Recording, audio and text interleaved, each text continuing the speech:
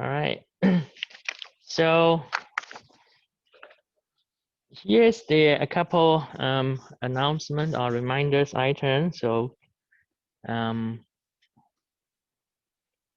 me see.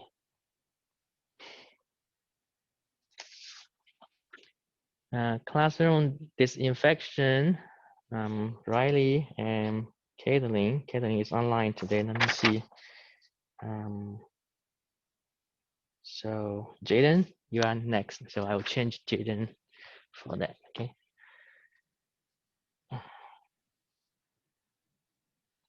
And then for the homeworks, the number 4 is due tonight. And then 5 and 6. So 5 is up online today. It's due next Tuesday. And then 6 is not online today, but not online yet, but it will be due the Tuesday after next week. Okay.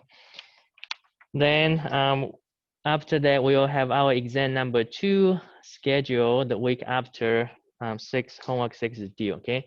So this time, the folks attending lab Friday's lab will take the exam first. Okay, so they will take you guys will take exams on Monday, the week after the midterm break, and then on Wednesday groups you'll take the exam 2 days later. Okay, so just to balance out, because Fridays, it seems like last time Fridays group, they have 2 more days to study, but you guys didn't. So we're just kind of switching up here for the fairness. Okay. All right. So today we'll be looking at one more thing about the lab this week. So this week's lab we'll be doing free fall of an object. So for maybe a few minutes, you'll be working together face to face. So it will be your best interest to bring your face shield this week in, okay, for the time you guys are face to face closely doing the experiment, okay. So that's on the lab. All right, so we'll be looking at chapter 5 today. This is basically continuance of chapter 4 on Newton's law. So we are looking more at the applications of Newton's law, and then we'll be also introducing some more forces you may be encountering in this class, okay? So last time I realized there's another topic I forgot to mention in chapter 4, but it's not our interest to go into details of that section, okay?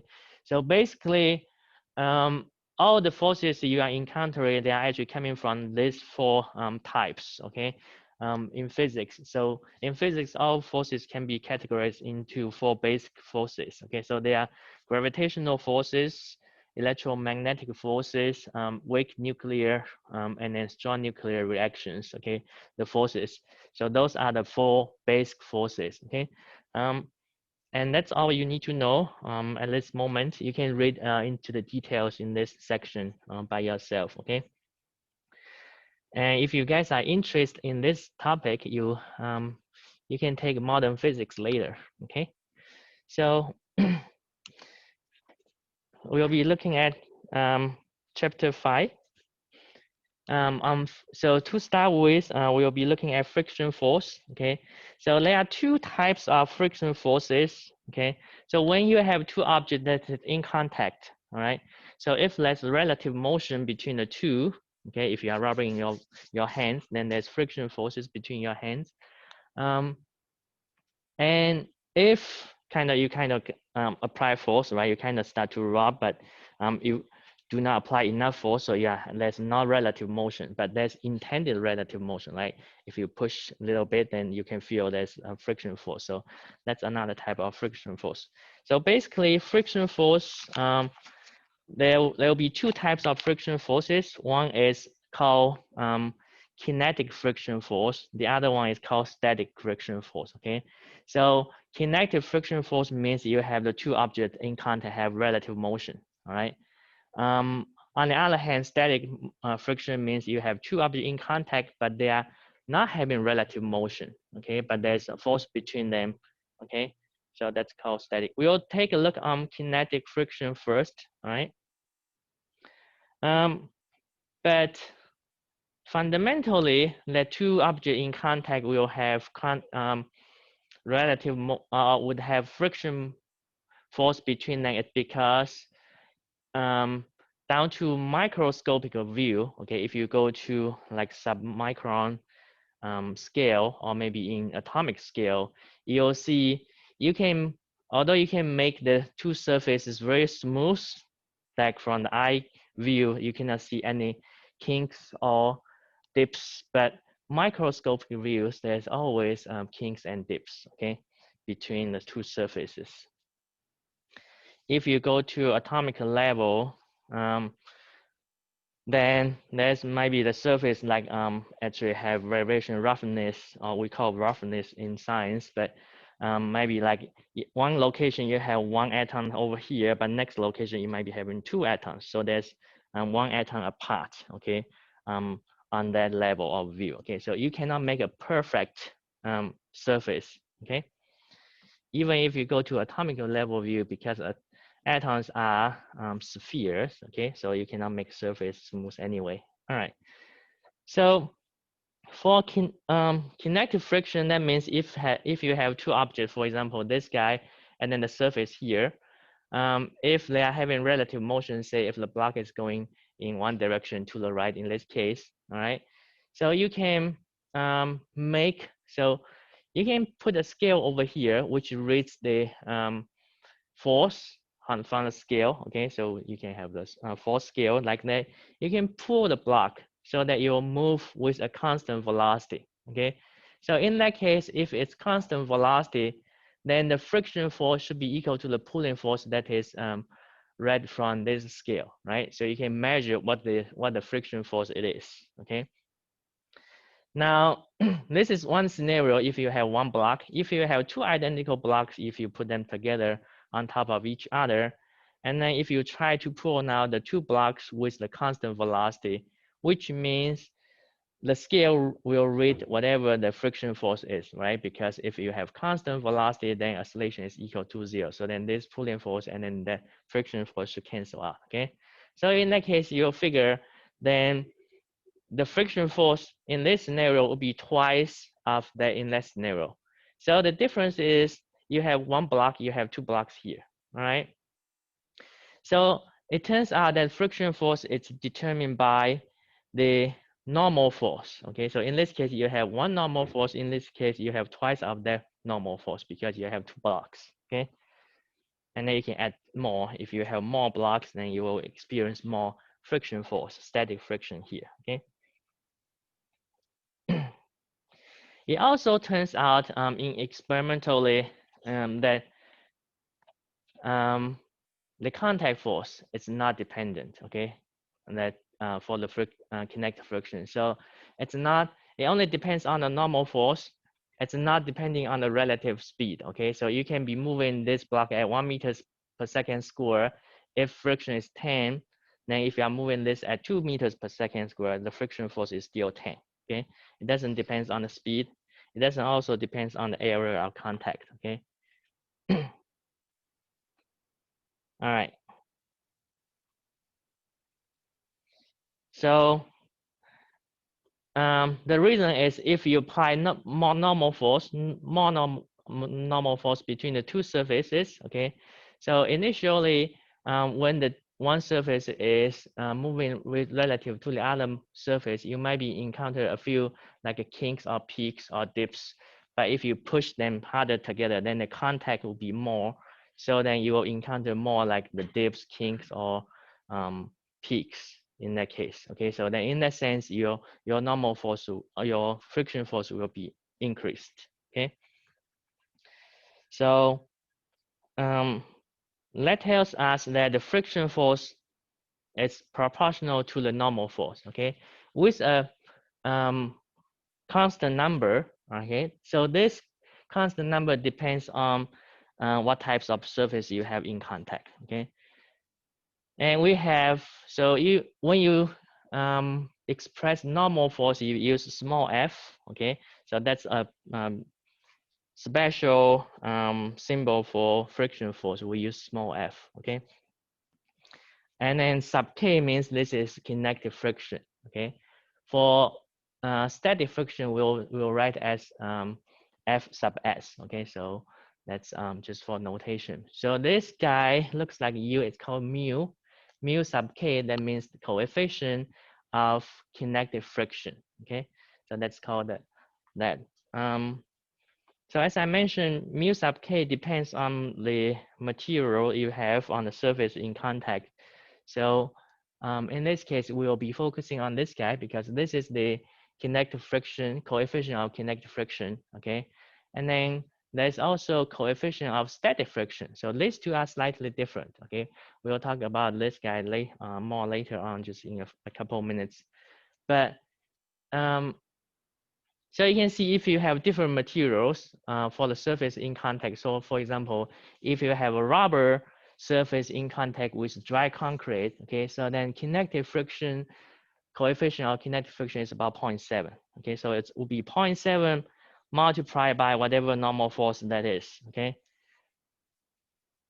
And then if you have rubber on wet concrete, then that's 0.5, okay? And then etc. So when you are solving for a problem, if the coefficient of the kinetic friction is not given, you can always look up on this table, okay? On the other hand, when we will talk about static friction, coefficient of static friction, just keep in mind for right now, it's most of the time, this coefficient of static friction is larger than coefficient of kinetic friction, okay? So with that, let's take a look on the first exercise of the day here. So this one says, calculate the deceleration of a snowboarder going up a 5.00 degree slope, assuming the coefficient of friction for waxed wood on the wet snow. Okay, the snowboard is made of waxed wood, and then the slope is the wet snow.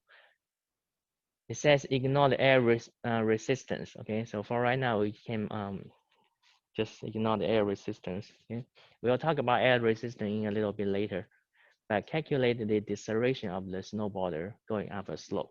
Okay.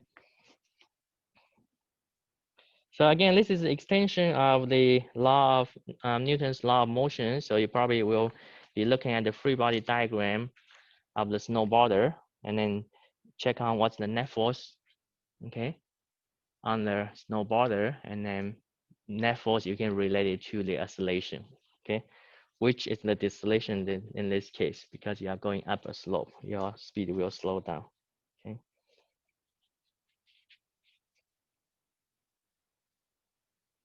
So I will have you guys try this one, and then you can submit your answers by click on the problem there. We can take a look on the solution later in a few minutes together.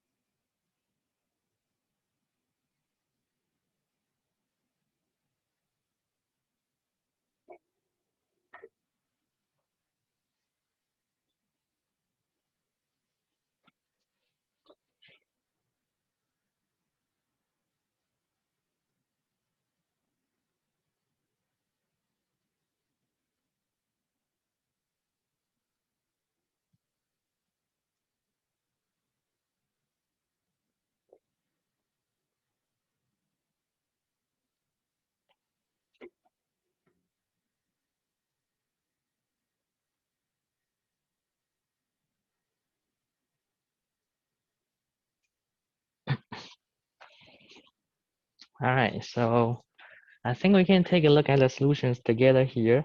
So if you haven't figured out the answer, it's okay. I think this one is a little bit more challenging than the ones we checked earlier, okay? Because we now have one new forces coming here. We just introduced the static friction here.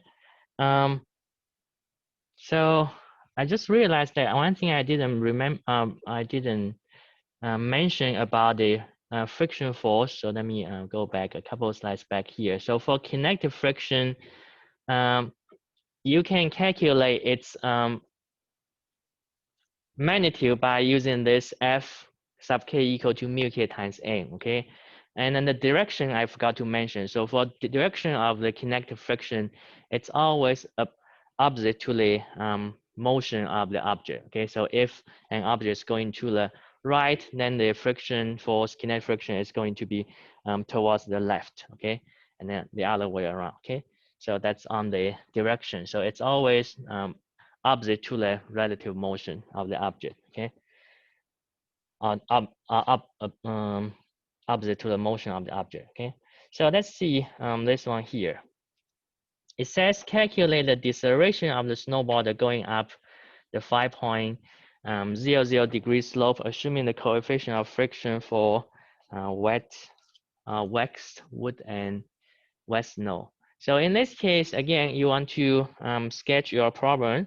So I'm kind of exaggerating on the angle here. So 5 degrees should be a small angle, but I just put a much larger angle than 5 for the better vision here. So if the snowboarder goes up the slope, okay, so we will have to draw all the forces acting on the snowboarder first, okay, so meaning the free body diagram. So as I mentioned earlier, there's always weight of the object of your interest, which is a snowboarder here. So that's equal to mg, okay? Now the snowboarder is on the surface here, so there should be normal force supporting it, okay? And normal force is perpendicular to the surface of contact, so that in that direction, okay? So as the snowboarder goes up the slope, the velocity or the motion is in that direction, right? So then due to the two surfaces in contact of the wax board and the wet snow, so there will be kinetic friction that is opposite to the motion of the object, okay? So the velocity goes upward, then the friction force should be going downward, okay? So in the opposite direction. So in this case, because there's an inclined surface, so we'll set up the x to be along the inclined surface and then y to be perpendicular to it, okay? So then you have all your forces indicated already on your object of interest. Okay, now you'll see the friction force and the normal force, they are either along the x direction or along the y direction. So you don't have to resolve that into x and y component. For the weight here, now you have to resolve it into x and y component. Okay, so for the y component, it's going to be this guy here, the projection of the mg in y. So last time we say if this is theta, if we take a different xy coordinate system, then the y component is mg cosine theta instead of sine, okay? Now its x component will be this guy here. All right, so this guy will be mg sine theta, okay, for the x component. All right, so once you have done that, you can cross out the original weight, okay? So that in later on you will not double count on that weight because that force is now equivalent to the x and y component combination. Okay. All right. Now for the Fk, if you have normal force, then Fk is equal to mu k times m. Okay. So that's one thing that's new today. So the mu k, you can look it up from the table. It's not given in this problem, but you can look it up on the table in the previous slide, okay? So it's the waxed wood west node. So it's this guy here, just right above here, over here. So it's 0.1. So mu k, this is this for this one is 0.1. Okay, so you can write that down here as a known here. So mu k is equal to 0.1. Okay, now coefficient of kinetic friction doesn't have dimension. That means it's unitless. Okay, so just 0.1. It doesn't have a unit. All right. So now let's take a look.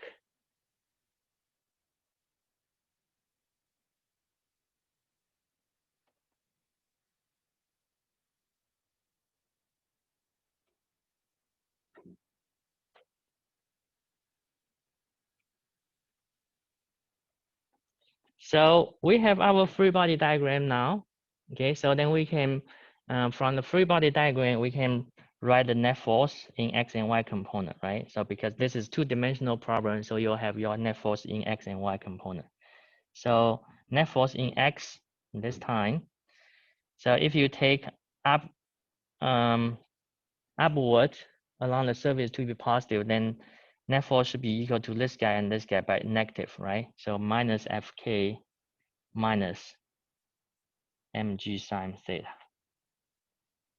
Okay, and then net force in y direction is going to be, you're looking at the normal force, which is in the positive y, and then mg cosine, it's in the negative y. Okay, so m minus mg cosine. So this is from your free body diagram, the net force in x and y direction. Okay, again, from second law, Newton's second law, you can write, so this you can just write it without the second, we are looking at the free body diagram. It's going to be just mass times acceleration. Okay, in x direction and in y direction.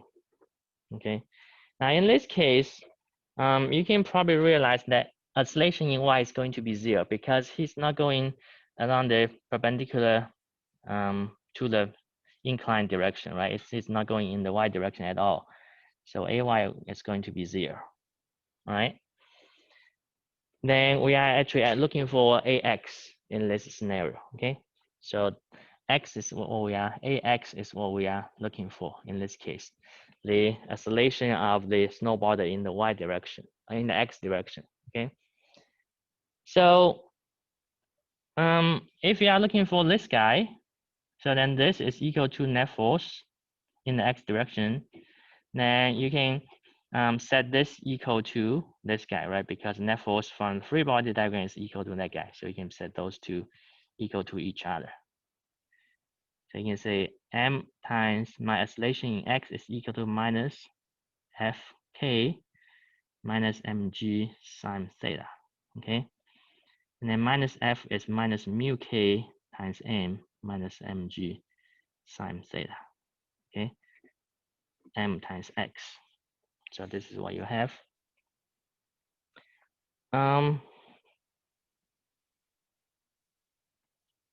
Now, to solve for your ax, so you need to divide both sides by m. Okay, so your ax then is equal to all this mu k m minus mg sine theta over the mass, right? This will be your expression for your acceleration. Okay.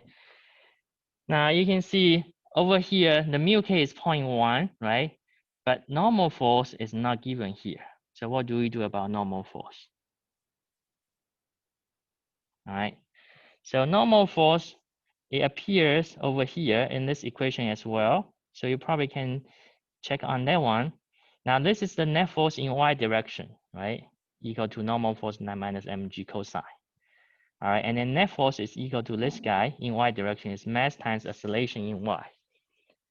And this is equal to 0, okay? So you can set these two up and then see if you can figure out your normal force, okay? So m times ay equals to m minus mg cosine theta, okay? Ay is equal to 0, so that's equal to 0. So that tells you your m is equal to mg cosine theta, right? All right. So now you have that. you can take this expression in this equation to see if you can figure out your AX now. Okay, so AX then is equal to minus mu K mg cosine theta minus mg sine of theta divided by m. Okay, so this is your expression for AX at this point. Now, you probably can check if you have everything to plug in the equation here. You have mu K, right? G is the constant. The mass is not given, all right? Theta is 5 degrees, so that should be a known that we write at the beginning sometime somewhere, but put it there. Okay, so theta is given. Now again, m is not given. G is constant. Theta is the 5 degree. Okay. So what do? We are not given m. Right. Now, if you look at the expression here carefully, you probably realize there's m down here, and then there's an m up there across the two terms, right? So you can actually cancel out m here. So m will cancel out, okay? So it turns out you don't need m in this case. You don't need a mass here, all right? So then looks like AX is going to be equal to just minus mu K G cosine theta minus G sine theta, okay? And nothing down there, so just equal to that. All right, so you can plug in the numbers you have. 0.1 times 9.8 meters per second square times cosine of 5 degrees, okay, minus 9.8 meters per second square sine of 5 degrees, okay? So your AX then, if you plug everything in there, minus 1.83 meters per second square, okay? If you keep everything in SI unit, then your final answer should be also in SI unit, okay? So then you don't have to worry about the conversion between units there, right? So the negative sign tells you the snowballer will have oscillation that is in the negative x direction, okay? So that's indeed the direct deceleration of it, okay?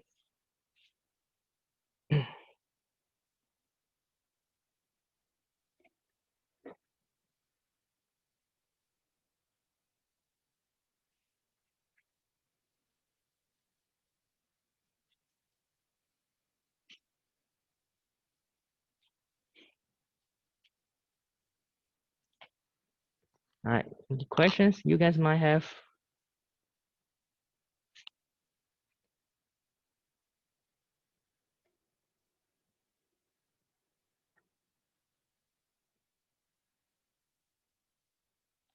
So if not, then let's go back to the PowerPoint slide.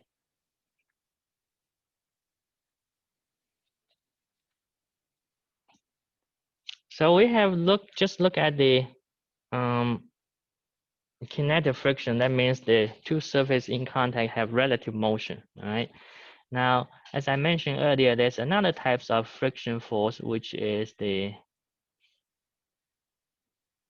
called static friction. That means two surfaces in contact, they don't have relative motion, okay?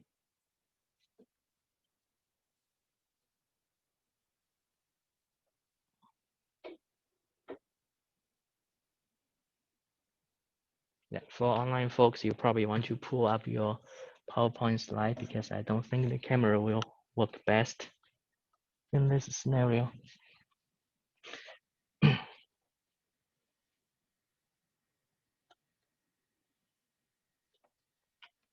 All right, we'll take a look at this example here in the figure, shows in the figure here, okay? So again, say you have a block on a surface here, the block and the surface, they are in contact with each other. If you are not pulling the block, so then there will be no force because the block will be not moving, right? So then friction force should be equal to 0, all right? So then you will not have oscillation. Now, the moment if you start to pull it with small forces, okay, so say probably like 1 newtons of force. If it's a heavier block, then you probably wouldn't make it move. Okay. Um, you can keep. So then in this scenario, okay, your friction force will be equal to whatever small force you apply. Okay. You now can keep increase the force. Okay. Then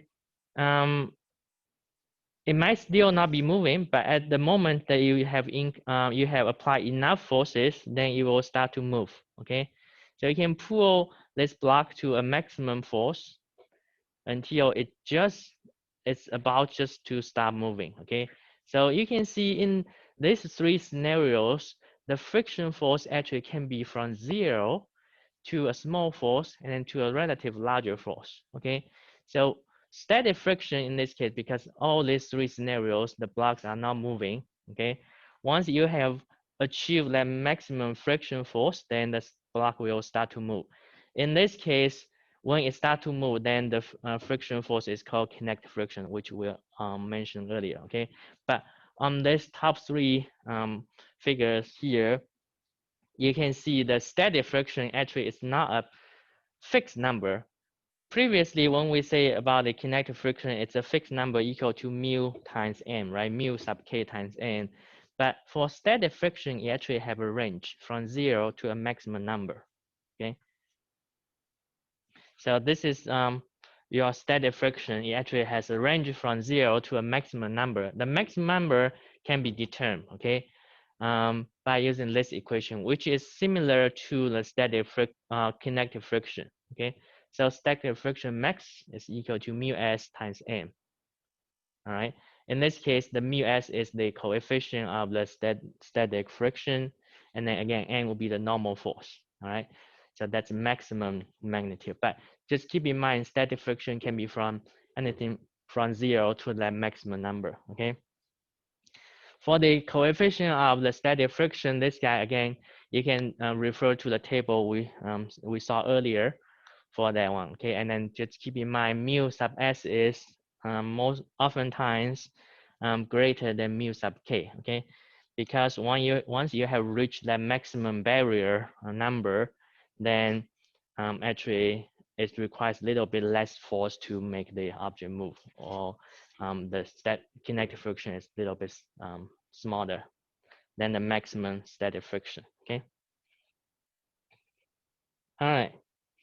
So having said that, so when you are looking for static friction, okay, you probably are not going to be able to use this equation for most of the time, okay, because this is only for the maximum of static friction. Okay, it could be anything from 0 to that maximum number. So most of the time, it's not the maximum number. Okay, but for kinetic friction, you can always use the f sub k equal to mu k times n. Okay, let's take a look on one example here. Actually, I think we have checked on this one before, but that time we were looking for the what would be the normal force. So this time we'll be looking for what would be the friction force. Okay. So I'll probably give you guys a couple minutes to start with this one, and then we can take a look at the solution together. Okay.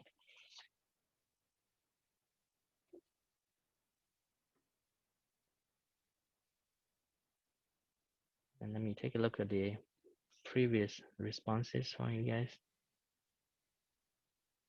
Okay, so a little bit off, but yeah, you have the solutions now to compare. Okay.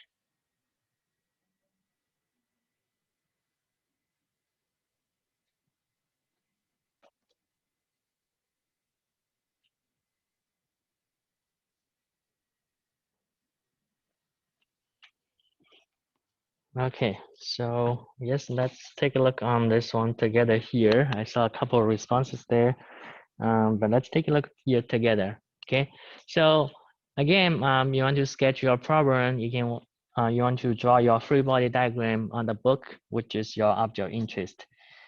Because there's an inclined surface, again, I will use the x along the inclined surface and then y perpendicular to the inclined surface, okay?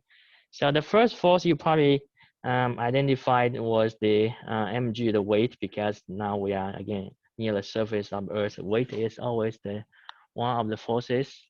All right, the second one will be the normal force, right? It should be perpendicular to the surface in contact, okay? So in the upward. Now you might have difficulty determining which direction will be the static friction. In this case, you would have static friction because the two objects in contact is not having relative motion. So the book is resting on the surface, right? So then you will have static friction. To determine which direction is the static friction pointing to, so the static friction, again, will have a direction that is opposite to the motion of the two objects. But in this case, they are not having relative motion. So it's the intended relative motion, okay? Meaning if you take the static friction away, then the object will be moving in one direction. So think about if static friction is not here, then in this case, so due to this normal force and the weight, you'll probably figure that the book is going to slide down, right? So then in that sense, the static friction is going to be in the upward direction to prevent the book from sliding down, okay? So that's the technique you probably want to use to determine which direction is the static direction friction pointing to.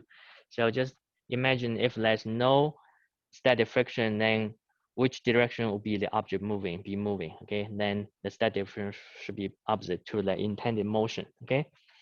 All right. So then now we have the the free body diagram.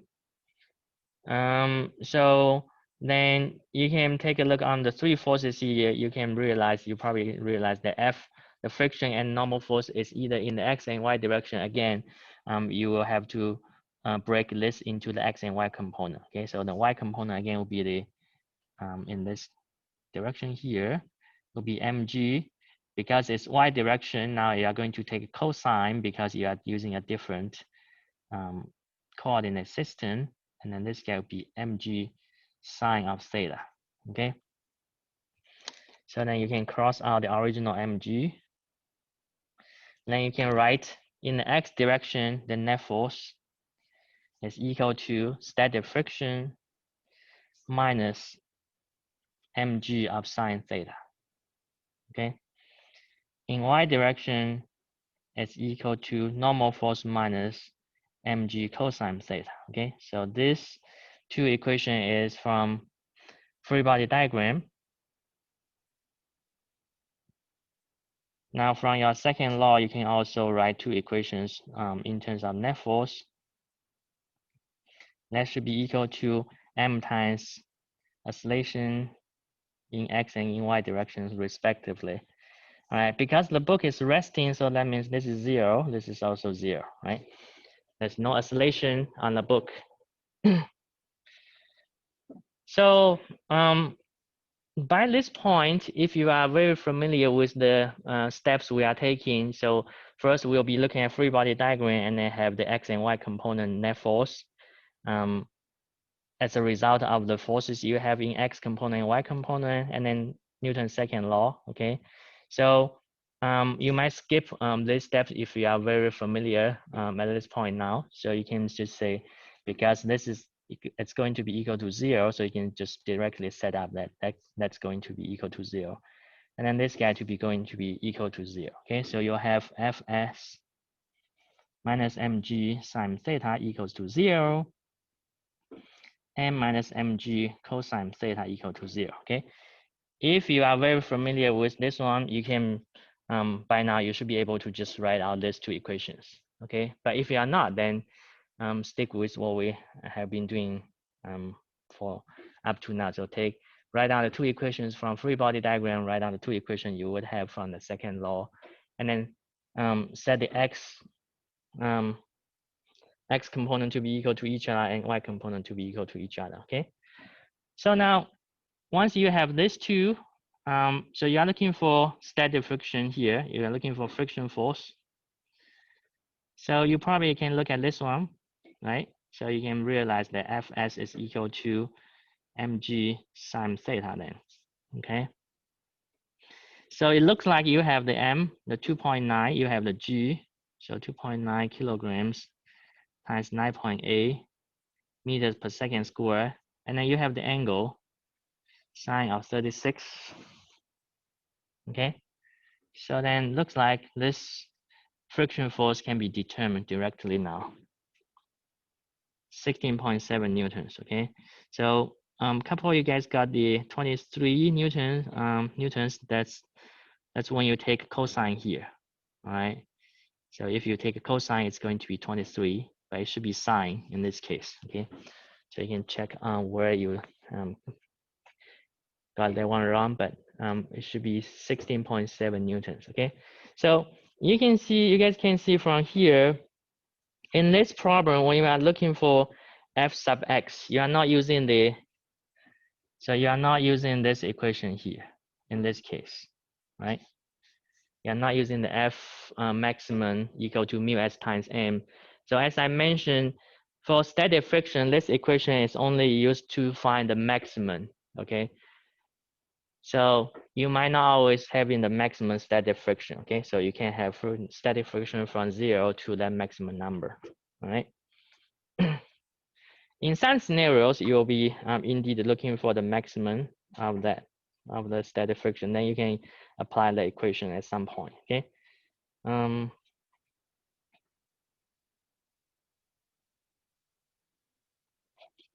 Let me see.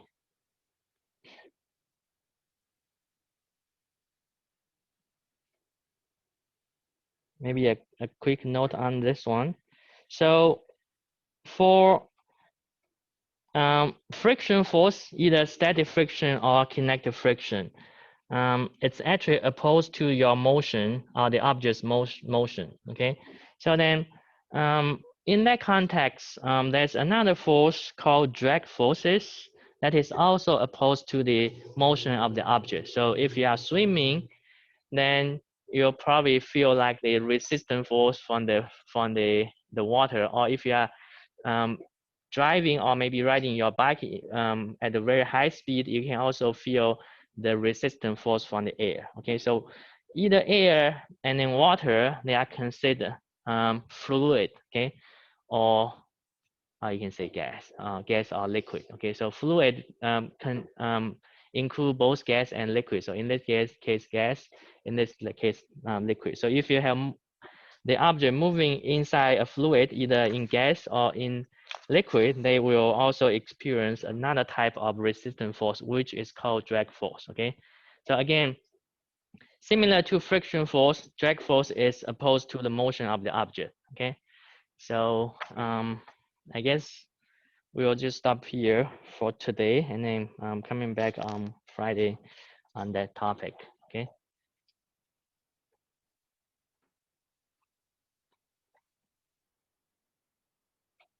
All right. See you guys on Friday.